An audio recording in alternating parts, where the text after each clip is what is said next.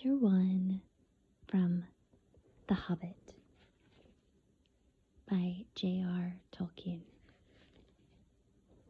An unexpected party. In a hole in the ground there lived a hobbit, not a nasty, dirty, wet hole filled with the ends of worms and an oozy smell, nor yet a dry, bare, sandy hole with nothing in it to sit down on or to eat. It was a hobbit hole, and that means comfort. It had perfectly round door, like a porthole, painted green, with a shiny yellow brass knob in the exact middle. The door opened onto a tube-shaped hall, like a tunnel, a very comfortable tunnel without smoke, with paneled walls and floors, tiled and carpeted, provided with polished chairs, and lots of pegs for hats and coats. The hobbit was fond of visitors. The tunnel wound on and on, going fairly but not quite straight into the side of the hill. The hill, as all the people for many miles round called it, and many little round doors opened out of it, first on one side and then on another. No going upstairs for the hobbit. Bedrooms, bathrooms, cellars, pantries, lots of these. Wardrobes, he had whole rooms devoted to clothes. Kitchens, dining rooms, all were on the same floor, and indeed on the same passage. The best rooms were on the left-hand side going in, for these were the only ones to have windows, deep-set, round windows, looking over his garden and meadows beyond, sloping down to the river. This hobbit was a very well-to-do hobbit, and his name was Baggins. The Bagginses had lived in the neighborhood of the hill for time out of mind, and people considered them very respectable, not only because most of them were rich, but also because they never had any adventures or did anything unexpected. You could tell what a Baggins would say on any question without the bother of asking him. This is a story of how a Baggins had an adventure and found himself doing and saying things altogether unexpected. He may have lost the neighbor's respect, but he gained, well, you will see whether he gained anything in the end. The mother of our particular hobbit. What is a hobbit?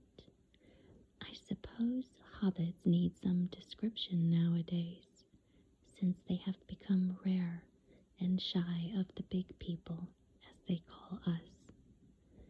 They are, or were, a little people, about half our height, and smaller than the bearded dwarves. Hobbits have no beards. There is little or no magic about them, except the ordinary, everyday sort, which helps them to disappear quietly and quickly when large, stupid folk like you and me come blundering along, making a noise like elephants, which they can hear a mile off. They are inclined to be fat in the stomach.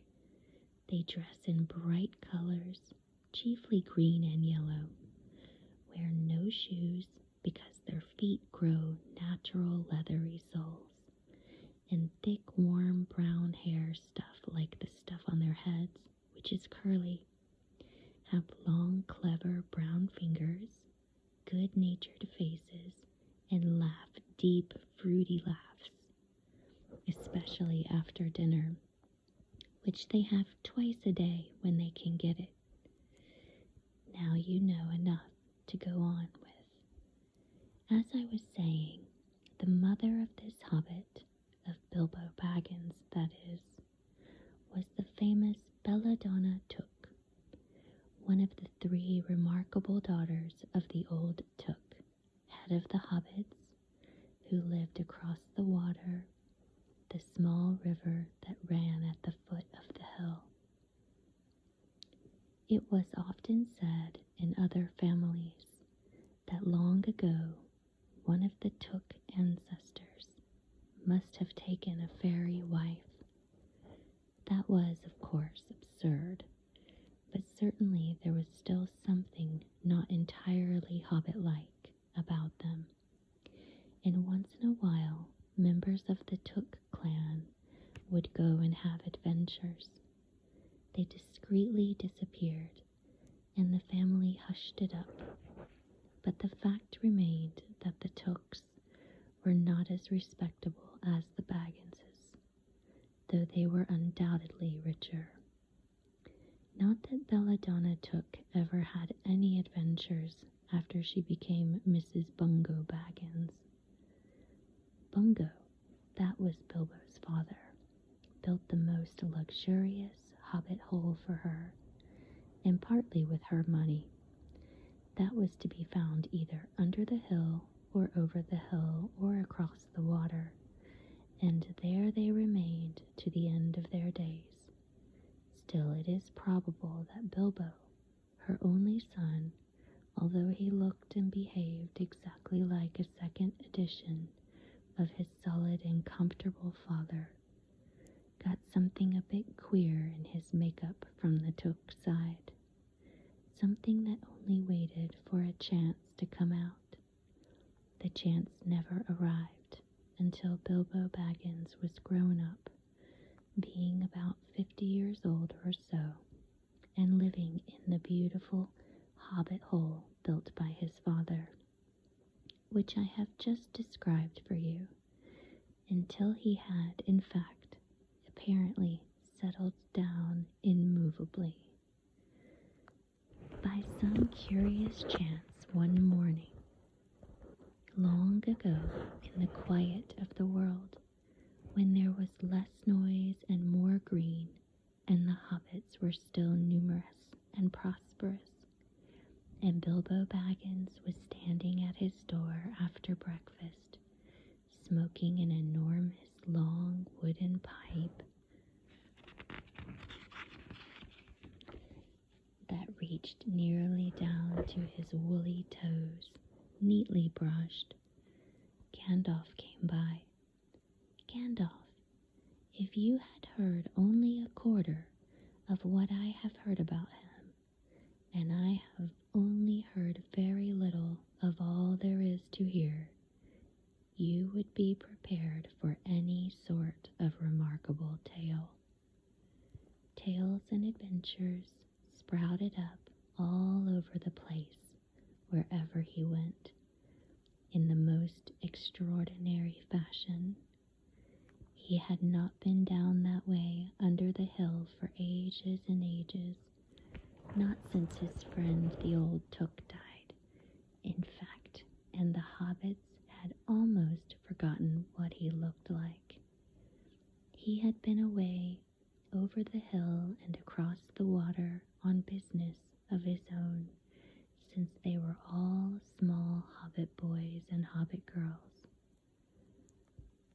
All that the unsuspecting Bilbo saw that morning was an old man with a staff. He had a tall, pointed blue hat, a long gray cloak, a silver scarf over which his long white beard hung down below his waist, and immense black boots. "Good morning," said Bilbo, and he meant it. The sun was shining, and the grass was very green, but Gandalf looked at him from under the bushy eyebrows that stuck out farther than the brim of his shady hat. "What do you mean?" he said. "Do you wish me good morning, or mean that it is a good morning whether I want it or not? Or that you feel good this morning, or that it is a morning to be good on?" "All of them at once," said Bilbo, "and a very fine morning for a pipe of tobacco out of doors, into the bargain. If you have a pipe about you, sit down and have a fill of mine. There's no hurry. We have all the day before us." Then Bilbo sat down on a seat by his door, crossed his legs, and blew out a beautiful gray ring of smoke that sailed up into the air without breaking and floated away over the hill. "Very pretty," said Gandalf, "but I have no time to blow smoke rings this morning. I am looking for someone to share in an adventure that I am arranging, and it's very difficult to find anyone." "I should think so in these parts. We are plain quiet folk and have no use for adventures. Nasty, disturbing, uncomfortable things. Make you late for dinner. I can't think what anybody sees in them," said our Mr. Baggins, and stuck one thumb behind his braces and blew out another even bigger smoke ring. Then he took out his morning letters and began to read, pretending to take no more notice of the old man. He had decided that he was not quite his sort and wanted him to go away. But the old man did not move. He stood leaning on his stick and gazing at the Hobbit without saying anything, till Bilbo got quite uncomfortable and even a little cross. "Good morning," he said at last. "We don't want any adventures here, thank you. You might try over the hill or across the water." By this he meant that the conversation was at an end. "What a lot of things you do use good morning for," said Gandalf. "Now you mean that you want to get rid of me, and that it won't be good till I move off." "Not at all, not at all, my dear sir. Let me see, I don't think I know your name." "Yes, yes, my dear sir, and I do know your name, Mr. Bilbo Baggins, and you do know my name, though you don't remember that I belong to it. I am Gandalf, and Gandalf means me. To think that I should have lived to be good morninged by a belladonna took son, as if I was selling buttons at the door. Gandalf, Gandalf, good gracious me, not the wandering wizard that gave old Took a pair of magic diamond studs that fastened themselves and never came undone till ordered. Not the fellow who used to tell such wonderful tales at parties about dragons and goblins and giants and the rescue of princesses and the unexpected luck of widows' sons. Not the man that used to make such particularly excellent fireworks. I remember those. Old Took used to have them on Midsummer's Eve. Splendid. They used to go up like great lilies and snapdragons and lanterns of fire, and hang in the twilight all evening.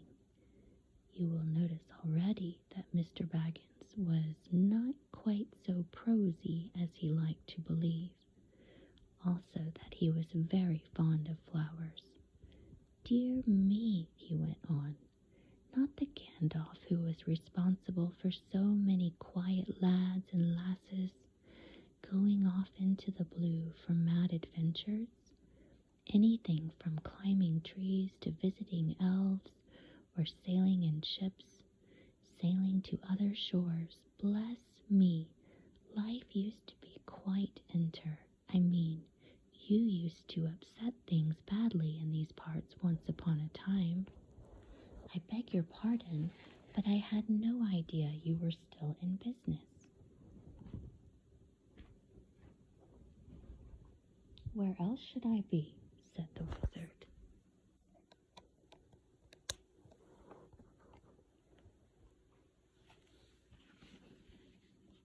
All the same, I am pleased to find you remember something about me. You seem to remember my fireworks kindly, at any rate. And that is not without hope. Indeed, for your old grandfather Took's sake, and for the sake of poor Belladonna, I will give you what you asked for. I beg your pardon, I haven't asked for anything. Yes, you have, twice now. My pardon, I give it to you. In fact, I will go so far as to send you on this adventure. Very amusing for me, very good for you, and profitable too, very likely, if you ever get over it. Sorry, I don't want any adventures, thank you. Not today. Good morning. But please come to tea any time you like. Why not tomorrow? Come tomorrow. Goodbye. With that, the hobbit turned and scuttled inside his round green door, and shut it as quickly as he dared, not to seem rude. Wizards, after all, are wizards. What on earth did I ask him to tea for? He said to himself, as he went to the pantry. He had only just had breakfast, but he thought a cake or two and a drink of something would do him good after his fright. Gandalf, in the meantime, was still standing outside the door and laughing long but quietly. After a while he stepped up, and with the spike on his staff scratched a queer sign on the hobbit's beautiful green front door. Then he strode away, just about the time when Bilbo was finishing his second cake and beginning to think that he had escaped adventures very well.